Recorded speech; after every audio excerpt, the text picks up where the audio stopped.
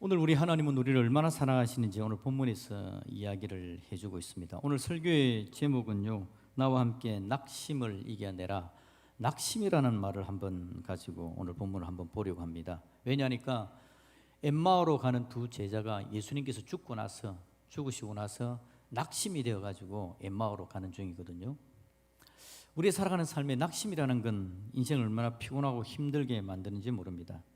우리는 이 땅을 살아가는데 이 세상은요, 끊임없이 우리를 낙심하게 하고 절망하게 하거든요. 어떤 분은 이런 분이 있습니다. 담배를 한번 끊어보겠다고, 담배가 몸에 안 좋으니까 마음에 결심을 했습니다.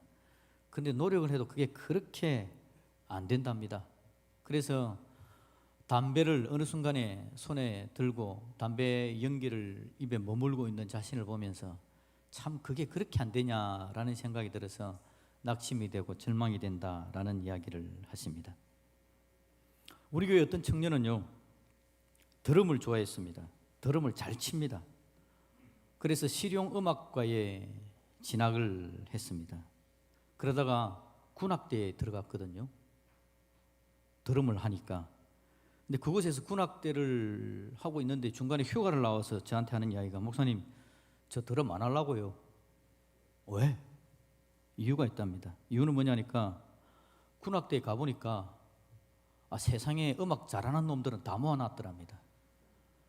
좋은 대학, 그 대학에서 뭐 악기를 다루고 하던 애들이 그 군악대에 와 있고, 심지어는 유학 간 애들도 군대 왔는데 그 애들도 음악을 하는, 엄청나게 잘하는 음악을 하는 애들이 와서 박자며 모든 걸 너무 잘하더라는 거죠.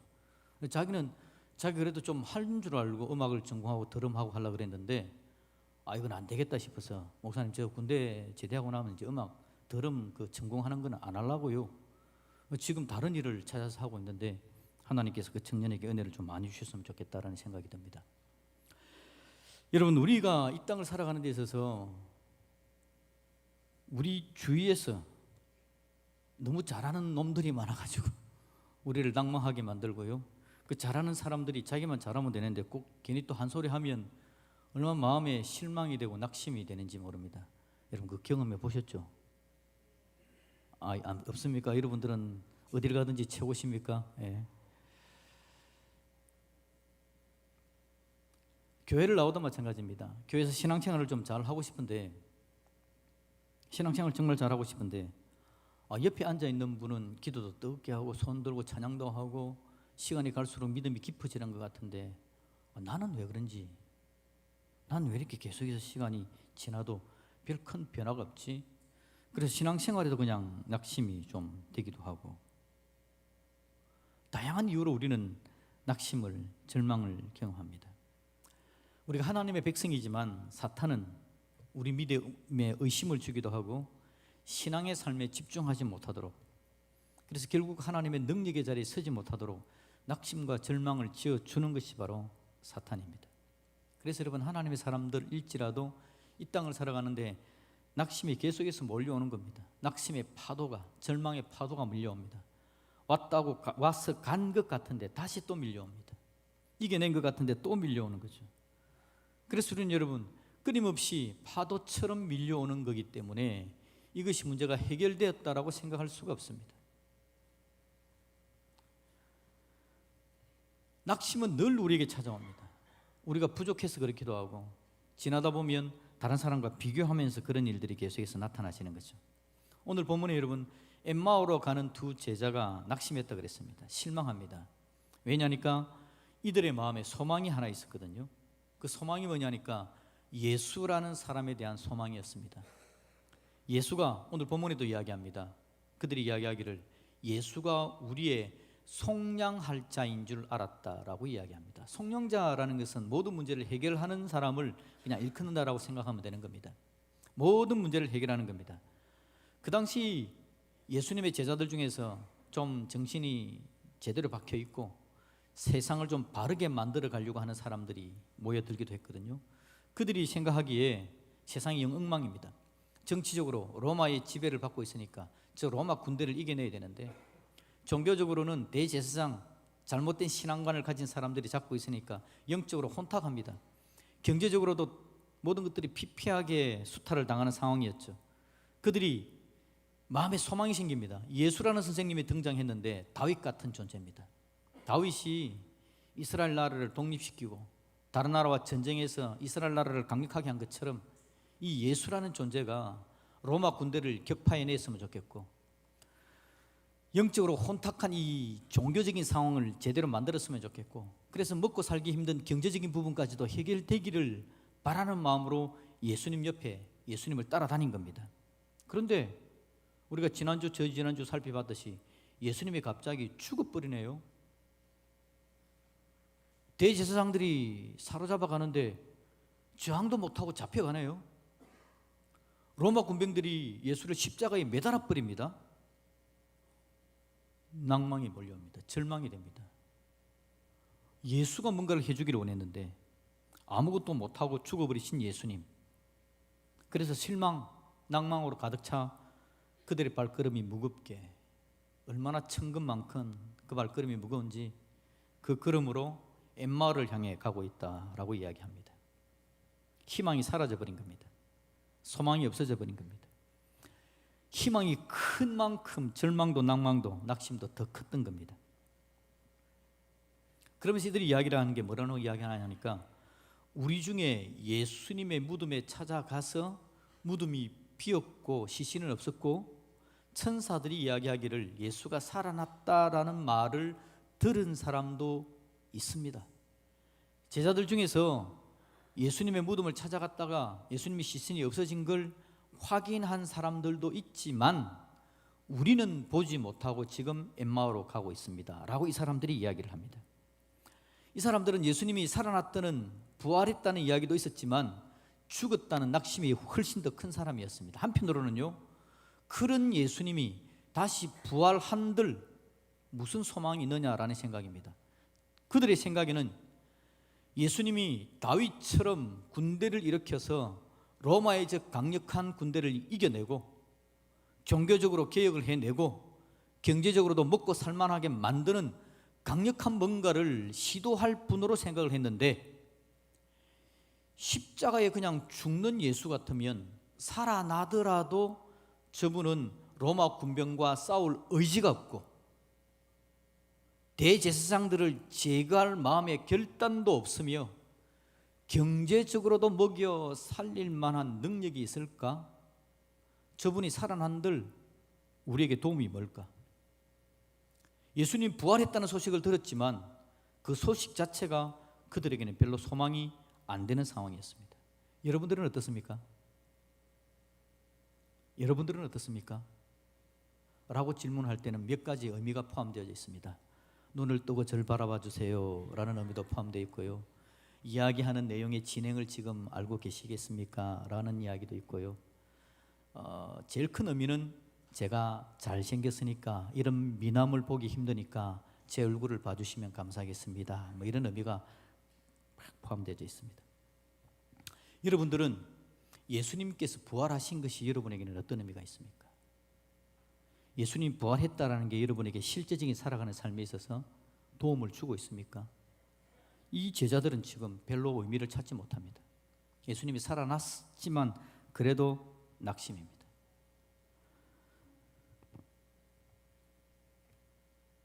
도대체 예수님이 뭘 하려는지 모르겠다, 더 낙심이 되는 겁니다. 부활하신 예수님은 그들의 낙심을 알고 있습니다. 예수님 부활하셔서 그들의 낙심을 알고 있기 때문에 그 낙심의 문제를 해결해 주기를 원하시는 분이, 이겨내기를 도와주려는 하시는 분이 바로 우리 예수님이십니다. 예수님은 그들에게로 가십니다. 그들을 도와주십니다. 그래서 여러분은 부활하신 예수님께서 그들에게 은혜를 베푸셨을 때에 어떤 현상이 나타나는지를 오늘 본문에서 이야기하는데, 여러분 31절을 볼까요? 31절을 보시면 그들의 눈이 어떻게 됐다고 이야기합니까? 예, 그들의 눈이 밝아졌다고 이야기합니다. 여러분, 부활하신 예수님은 저와 여러분들의 눈을 밝혀주는 분인 줄로 믿습니다. 눈이 밝아져 예수님을 예수님인 줄 알게 만들어주고요, 눈이 밝아져서 세상에서 속이는 것이 이게 속이는 것이다 라는 것을 깨달을 수 있도록 도와주십니다. 우리 눈이 좀 밝아져야 됩니다, 여러분. 우리를 속여 먹으려는 사기꾼이 얼마나 강력한지 모릅니다. 사탄은 사기꾼입니다. 거짓말쟁이거든요. 사탄은 거짓말로 우리의 마음을 다 빼앗아 가버리는데 눈이 밝아지면 그걸 이겨내게 될 줄로 믿습니다. 우리가 낙심하는 이유가 뭡니까? 사탄에게 속아서 낙심하고요. 낙심하는 이유는 나에게 능력이 없다라는 걸 알게 되니까 낙심을 하는 겁니다. 여러분, 눈이 밝아져서 내가 아닌 나와 함께 하시는 능력의 예수님을 보게 되어지고, 눈이 밝아져서 사단이 하는 거짓말을 보게 된다면 우리는 낙심의 자리에서 일어나서 은혜의 자리, 능력의 자리로 나아가게 될 줄로 믿습니다. 우리 눈이 밝아져야 됩니다, 여러분. 눈이 밝아져야 오늘 내가 살아가는 삶을 직시하고 어떻게 서야 될지 이겨내는 믿음의 역사가 있는 거죠. 32절을 볼까요? 예수님께서 어떻게 하셨는지. 32절에 보니까 이 사람들이 이야기합니다. 예수님을 만나서 대화를 나누는데 우리 속에서 뭐라고요? 마음이 뜨겁지 않더냐. 마음이 뜨거워졌다고 이야기합니다. 우리 예수님은 우리의 마음을 뜨겁게 하시는 분이신 줄로 믿습니다. 마음이 뜨거워지면 여러분 모든 질병을 이겨내죠. 전에도 제가 여러분 설교 시간에 한번 말씀드린 적이 있는데, 의학자들이 이야기하기를 우리의 몸의 온도를, 체온을 1도를 높이게 되어지면 상당히 많은 부분의 질병을 이겨낸다, 그 이야기를 합니다. 물론 감기 들어가지고 고열에 시달리는 거 말고요, 우리의 체온을 1도 높이는 거, 운동을 해서 체온을 높이든지, 체온을 1도 높이는 게 얼마나 큰 우리 몸에 능력이 되는지 모릅니다. 근데 여러분, 몸의 온도보다 마음의 온도가 뜨거워지면 강력한 하나님의 은혜와 능력으로 우리 가운데 채워지게 될 줄로 믿습니다. 마음이 뜨거워지면요, 낙심거리를 이겨냅니다. 보통 낙심은 말씀드린 것처럼 사탄이 하는 거짓말에 속아서 낙심하고요, 낙심은 내 안에 능력이 없어서 낙심을 하거든요. 마음이 뜨거워지면요, 하나님의 은혜로 마음이 뜨거워지면 그 모든 것들을 이겨내는 겁니다. 내가 능력이 없어도 하나님은 능력이 있는 걸 내가 알게 되어지고, 그 하나님의 은혜를 붙들고 마음이 뜨거워져서 내가 힘없고 능력 없음에도 불구하고 거기에 매이지 않고 일어나 나의 길을 찾아가는 은혜가 나타나게 되는 거죠. 저와 여러분들의 마음이 뜨거워질 수 있기를 주님의 이름으로 축복드립니다. 설교 마치고 나서 기도하자고 할 때 여러분 뜨겁게 기도 좀 하십시오. 뜨거워져가지고 마음을 막 뜨거워져서 하나님 기도하며 나가는 겁니다. 그러면 우리의 낙심거리를 이겨내는 겁니다. 자, 그러면 우리 예수님께서, 부활하신 예수님께서 어떻게 해주셨기에 이 낙심하고 엠마오로 가던 두 제자가 눈이 밝아지고 마음이 뜨거워졌느냐라는 거죠. 자, 첫 번째입니다. 1번 같이 한번 읽어봅시다. 시작. 부활하신 예수님이 낙심한 제자들을 찾아오십니다. 아멘. 예수님께서 일단 찾아오십니다. 엠마오로 가는 길에 예수님께서 동행하는 게 있죠. 그 길은 25리라고 오늘 성경은 이야기합니다. 25리는 심리가 4km 아닙니까? 그래서 10km입니다. 25리면. 근데 그들이 여러분, 이 25리는 엠마오로 가는 길은 예수님으로부터 멀어져 가는 길이었습니다. 예수님을 찾아가는 길이 아니라 예수님으로부터 떨어져 가는, 멀어져 가는 길이었습니다. 그럼에도 불구하고 예수님은 만나주시는 거죠. 여러분이 생각하시기에 혹시 여러분 마음에 내가 예수님으로부터 떨어져 가고 있고 멀어져 간다라고 생각하기에 예수님은 나와 함께 하지 않을 거야 라고 생각한다면 착각입니다. 멀어져 가도 예수님은 함께 해 주십니다. 혹시 여러분들의 마음이 주님으로부터 좀 멀어져 가고 있습니까? 홀로라고 생각하지 마십시오. 아무리 여러분들이 예수님으로부터 멀어져 가도 25리가 아니라 250리, 2500리를 멀어져 가도 예수님은 어디라도 찾아가서 우리와 함께 하실 분, 그분이 바로 우리 예수님이신 줄로 믿습니다. 그 예수님께서 찾아오시면 하나님 은혜 가운데 우리가 이겨내는 거죠. 낙심은 멀어져 가게 만듭니다. 낙심의 이유는 말씀드린 것처럼 사탄이 믿음을 없게 만들어서 낙심하게 만들고, 주위의 벽이 너무 크게 느껴져서 나 자신이 능력 없게 느껴져서 낙심하게 하는 겁니다. 무슨 이유든지 낙심할 그때에 부활의 예수님은 저와 여러분들을 찾아오셔서 함께 주기를 원하신다. 꼭 기억하시기를 주님의 이름으로 축복드립니다. 두 번째입니다. 이제 부활하신 예수님은 어떻게 하셨을까요? 같이 읽어봅니다. 시작. 부활하신 예수님이 말씀을 통해 자신을 알려주십니다. 아멘. 말씀을 통해서 그들의 오해를 벗겨내고 몰랐던 예수님을 알게 해주셨다라는 겁니다. 26절입니다. 26절 같이 한번 읽어봅시다. 26절과 27절 시작. 그리스도가 이런 고난을 받고 자기의 영광에 들어가야 할 것이 아니냐 하시고 이에 모세와 모든 선지자의 글로 시작하여 모든 성경에 쓴 바 자기에 관한 것을 자세히 설명하시니라. 아멘. 우리 예수님께서 지금 성경에 나오는 예수님 그리스도에 대한 이야기를 하나씩 가져와서 성경 말씀을 해석하고 이해할 수 있도록 들려주셨다라는 거죠.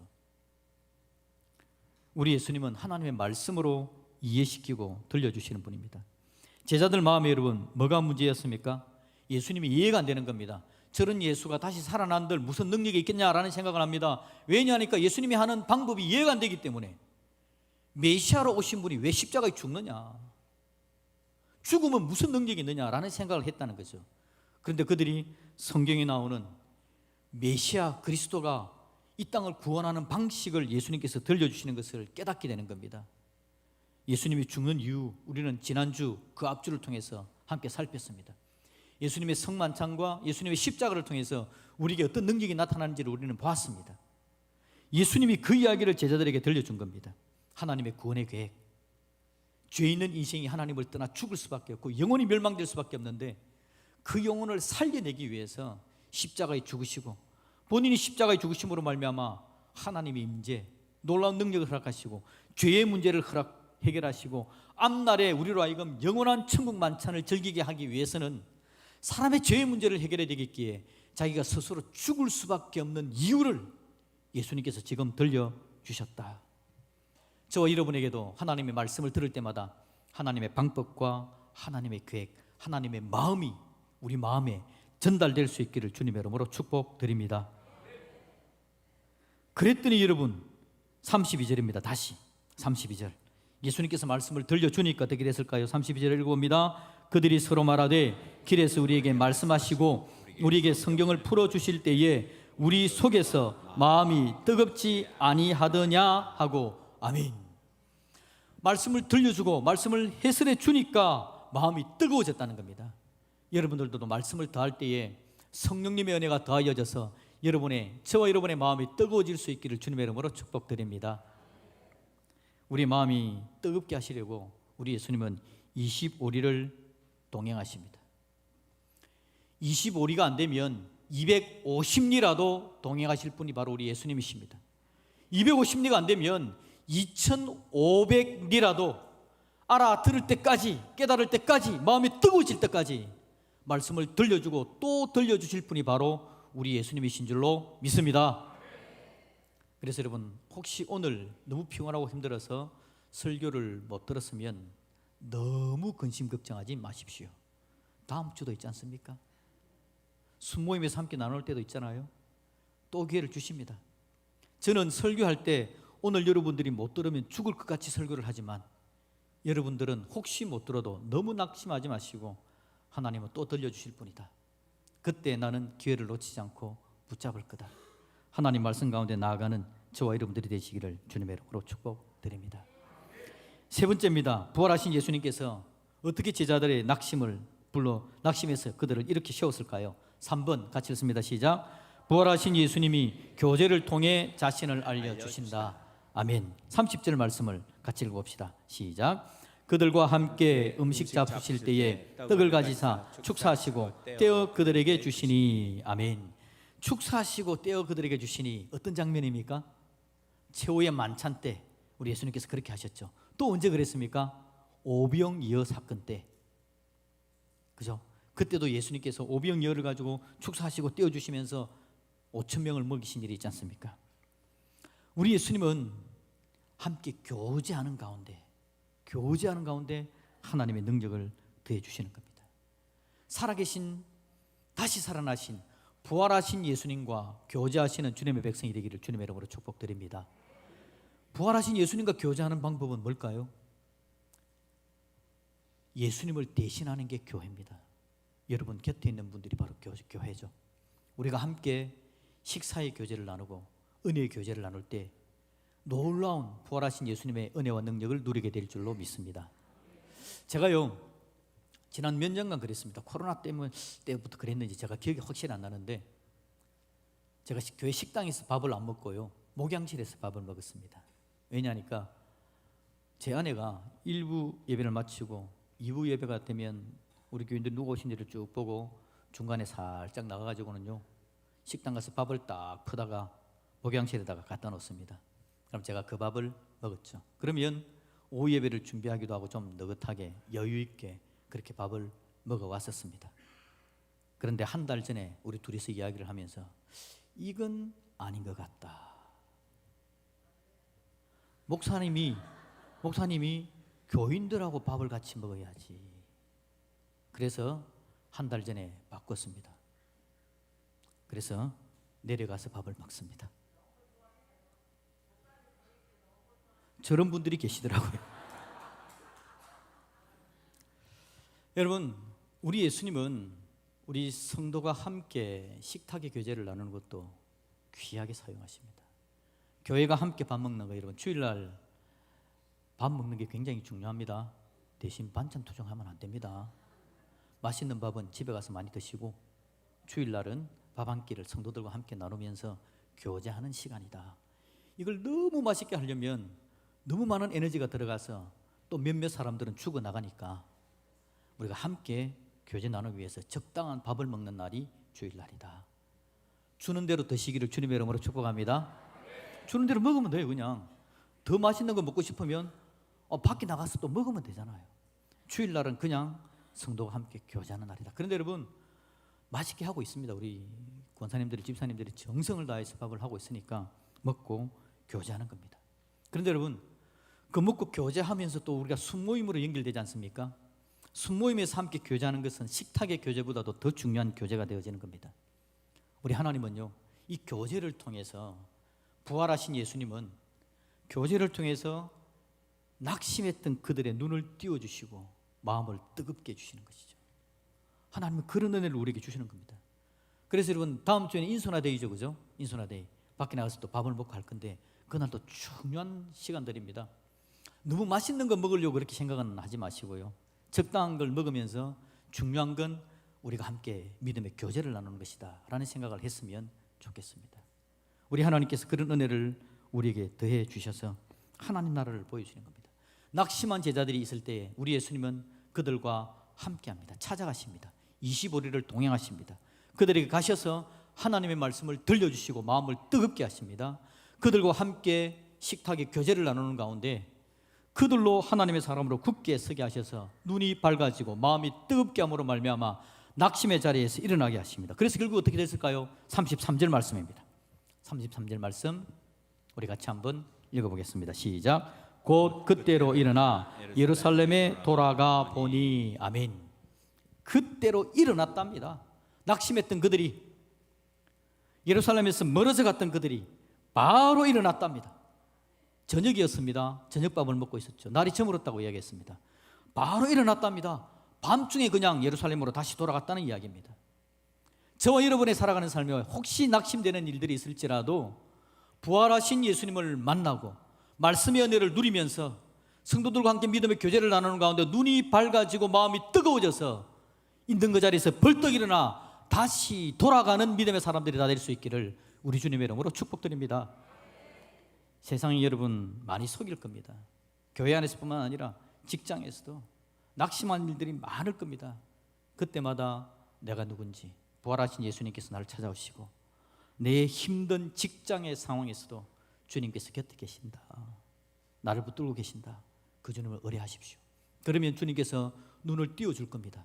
이 상황에서 어떻게 해야 될지, 이 상황에서 뭘 봐야 될지, 그걸 봄으로 말미암아 그 상황을 헤쳐나갈 수 있도록 도와주실 것이고 하나님의 은혜의 길을 찾아낼 수 있도록 반드시 역사해 주실 줄로 믿습니다.